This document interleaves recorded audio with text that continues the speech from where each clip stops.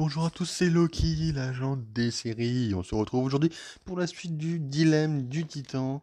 Et avant ça, je vais faire une petite introduction pour expliquer et justifier mon retard pour ceux qui n'auraient pas Facebook, et enfin qui ne me suivent pas sur Facebook, et même pour ceux qui me suivent sur Facebook, il y aura des détails ici en plus. Bon, du coup, pourquoi je suis en retard de 24 heures? Évidemment, mon retard est tout à fait injustifié en soi. Et je m'en excuse, évidemment, en premier instant. Je commence directement par mes excuses. Avant tout, me justifier ou quoi, je m'excuse auprès de vous pour mon retard. Mais c'est pas la partie la plus longue, mais c'est le plus important, on va dire. C'est de commencer par m'excuser auprès de vous, auprès de ma communauté. Et pourquoi je suis en retard? Tout simplement parce que, après avoir tourné une vidéo samedi dernier, quand j'ai vu la qualité de la vidéo, qui sortira dimanche sur ma chaîne principale à midi, j'ai pris conscience que je me donnais pas assez, que je me donnais pas assez à fond pour vraiment vous donner le maximum de ce que je pourrais. Parce que je me rends compte que mine de rien, la connexion ici est peut-être pas super stable, mais je peux essayer de faire des trucs super bien en fait. Et malgré le temps, tout ça, je me dis que je pourrais essayer peut-être, même si ça devait décaler quelques petites sorties, d'essayer de vous faire des trucs un petit peu meilleur. Alors je vais pas vous spoiler la vidéo de dimanche, parce que c'est une vidéo assez importante, on va dire, entre guillemets, même si la qualité est des moindres, vraiment négligée. Et je m'en suis rendu compte évidemment qu'après, enfin, je savais que ça allait pas être top, mais je savais pas que ça allait être à ce point-là. Et donc, je vous la poste quand même, parce que bah, c'est pour déjà prouver que je suis clairement pas parfait, parce que je sais que certains peuvent plus ou moins le penser sur mon domaine de YouTube. Euh, Voilà, c'est une vidéo pour montrer qu'on apprend de ses erreurs, mais également parce que de toute façon, comme je l'ai dit sur Facebook, il y a dans la vidéo quelqu'un avec qui je joue au jeu qui sort le dimanche midi, et qui est quand même un très gros youtubeur, et non pas là pour me faire un coup de pub, mais là pour vous dire que j'ai adoré jouer avec lui, et également le remercier au passage. Mais bon, voilà, donc du coup j'ai pris conscience que les vidéos étaient pas au top top, et j'ai voulu... Ah, je me rends compte que j'ai oublié de bloquer les trucs de notification, donc je reviens tout de suite. Pardon. Et donc je disais que la vidéo était pas au top et que j'avais envie de me donner à fond. Et donc dimanche, lundi et mardi, j'ai tout simplement essayé de me donner à fond pour faire en sorte que le son soit meilleur. Parce que c'était un jeu où uniquement il y avait le son. Et en faisant mes recherches, je me suis rendu compte qu'il fallait que j'investisse dans un logiciel pour le son, quoi. Et de là m'est venue l'idée d'investir ma chaîne YouTube pour essayer de vous faire un contenu réellement qualitatif du niveau des plus grands. Alors évidemment, ça va mettre plusieurs années avant d'y arriver, je vous le dis tout de suite, ça va pas se faire en quelques mois. Mais j'ai envie d'essayer, j'ai envie de m'investir, et en fait, toutes ces recherches d'investissement, plus le boulot personnel, plus les études, plus tout ça, a fait que j'ai pas pu sortir ma vidéo à temps. J'avais même prévu pour toute la semaine, sauf le mercredi et le samedi, parce que c'est juste une lecture de chapitre, en fait, qui n'est pas, je vous rappelle, pas de moi. Voilà, c'est vraiment tant d'années, enfin tant d'années, pardon, excusez-moi, tant de jours de recherche, que ben j'ai totalement zappé en fait de faire cette. Enfin, non, je zappais pas parce que j'y pensais à chaque fois, mais après chaque fois j'étais dans mon truc, je me lançais, et j'essayais à chaque fois d'obtenir le meilleur résultat et j'y arrivais pas, et je finissais relativement tard, et les études et tout ça, et je pensais plus à la vidéo, j'y pensais quasiment tous les jours, mais pas forcément au bon moment. Et après j'oubliais un peu quelques instants. Donc ça fait que quasiment, bah du coup j'ai pas pu sortir ma vidéo d'hier, j'ai pas tenu le rythme en fait de cette vidéo d'hier, évidemment c'était exceptionnel, ça ne va pas arriver toutes les semaines, on ne va pas décaler les vidéos de Thanos au jeudi, parce que c'est une vidéo quasiment tous les jours, donc ça ne va rien changer au rythme. Je suis à 4 minutes d'introduction juste pour parler de ça. C'est chaud, mais je voulais vraiment être clair avec vous, et m'excuser, et me justifier en fait pour que vous compreniez pourquoi j'ai ce retard.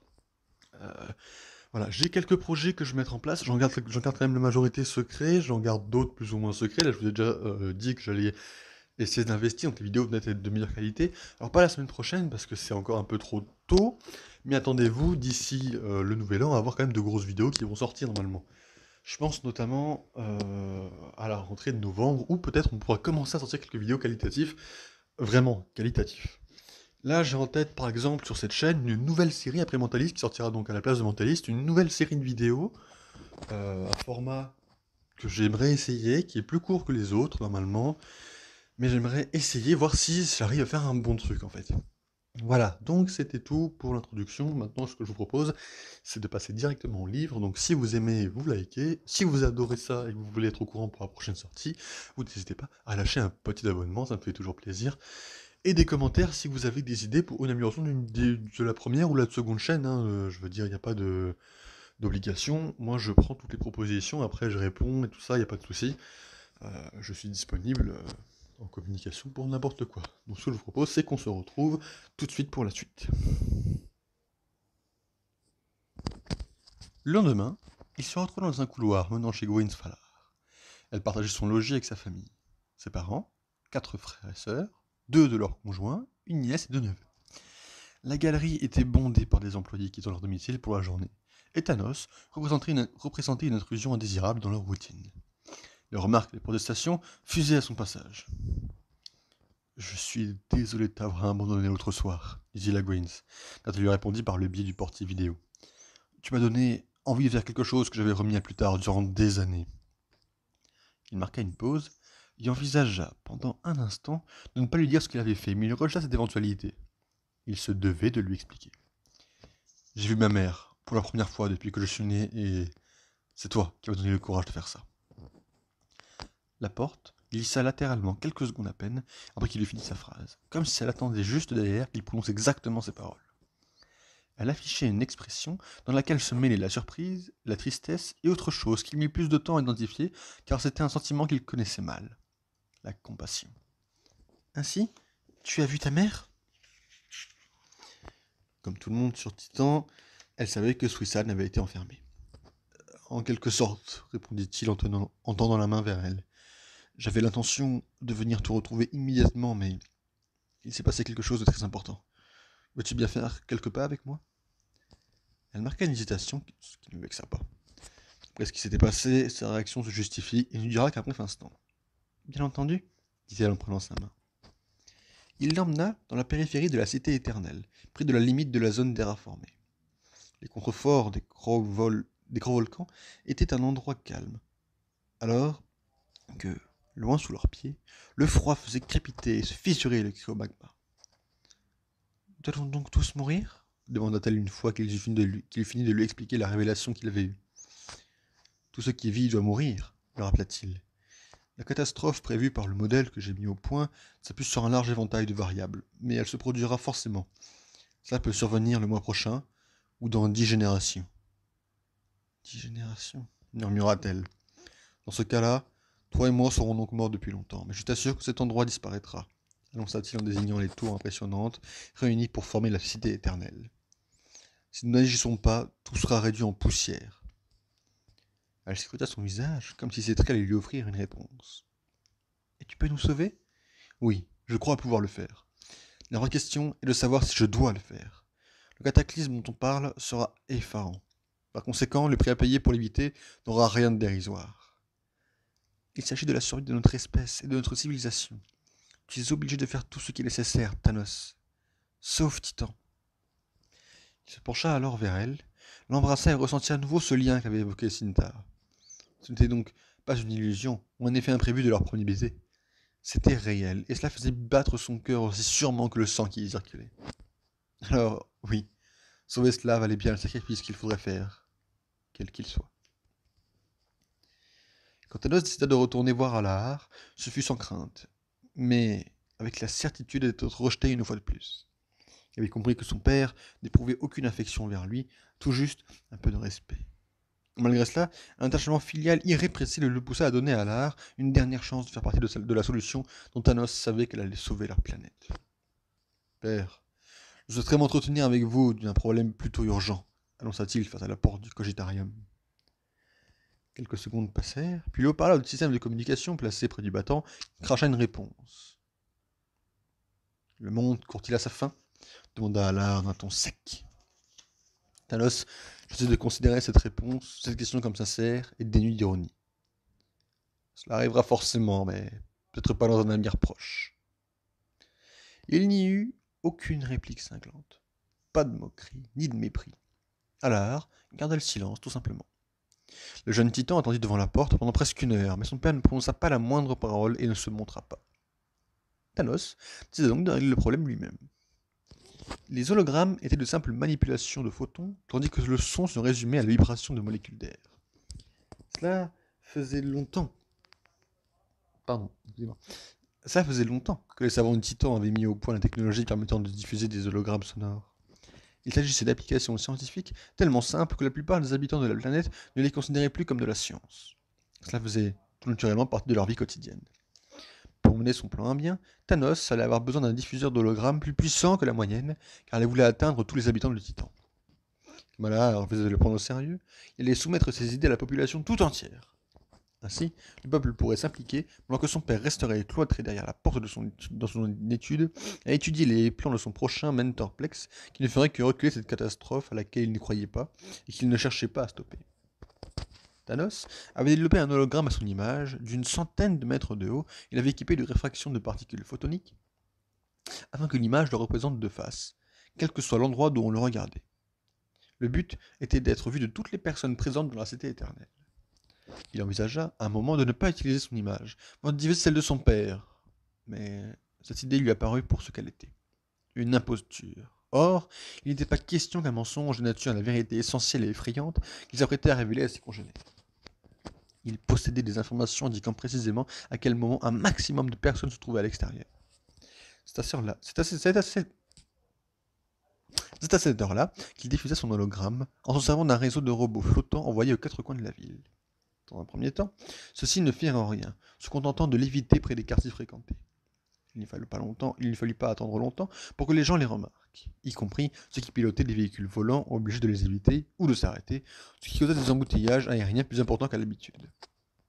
Du sommet des tours et au niveau de la chaussée, qu'ils soient au volant ou dans les toits, tous les habitants de la cité éternelle levèrent les yeux.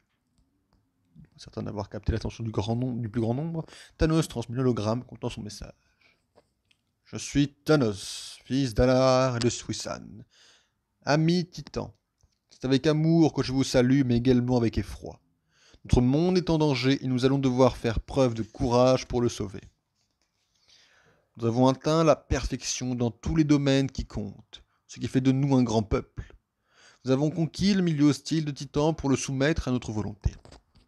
Nous avons élevé nos bâtiments jusqu'au ciel, dompté les cryovolcans et construit des monuments dédiés à l'art, à la science et à notre réussite. Hélas, tous ces efforts sont appelés à être réduits à néant, car nous sommes condamnés.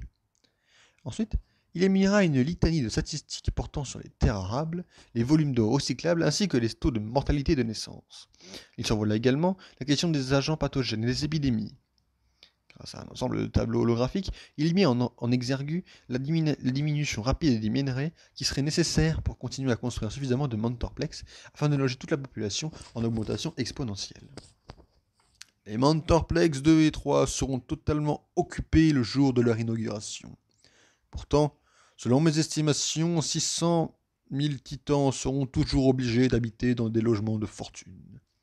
Nous ne pouvons tout simplement pas construire assez vite pour offrir un logement décent à tous, et même si nous en étions capables, nous nous retrouverions à court de matériaux nécessaires et de nourriture avant d'avoir terminé.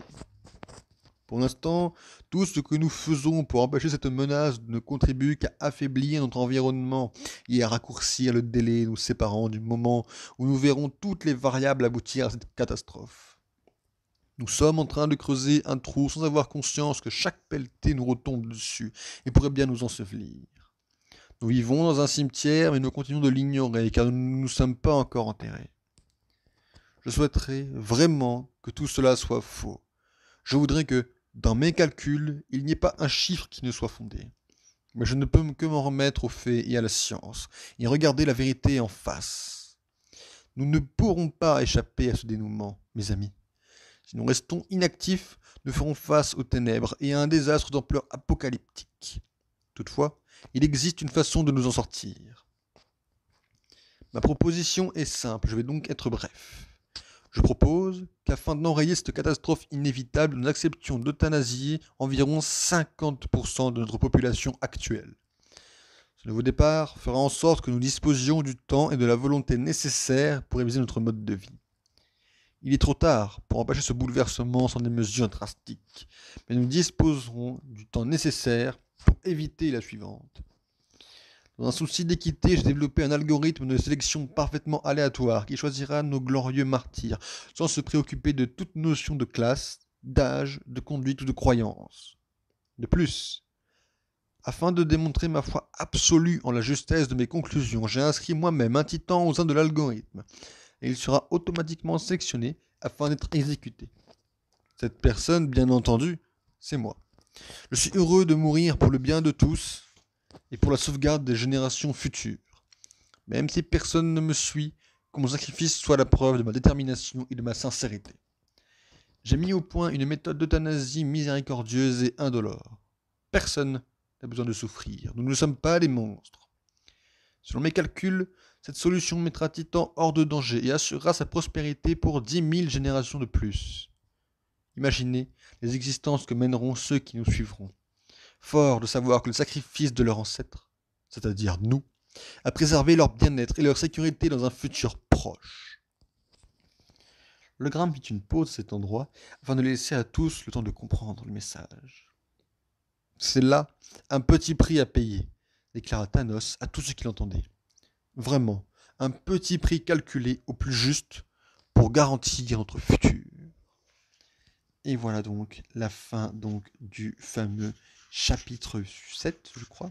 Je ne me trompe pas. Hein. Voilà, chapitre 7. C'est fou comme on avance vite, je trouve. Il y a quand même beaucoup de chapitres. L'année prochaine, on y sera sûrement encore. Mais j'aime beaucoup en fait avancer dans cette histoire avec vous parce qu'elle est vraiment canon en MCU, donc ça c'est sympa. Et vraiment, je voulais vous remercier de me suivre évidemment sur cette suite de vidéos. Vous remercier et donc vous saluer et vous retrouver donc la semaine prochaine, mercredi à 16h cette fois, pour la suite donc de la vidéo. Allez, ciao ciao!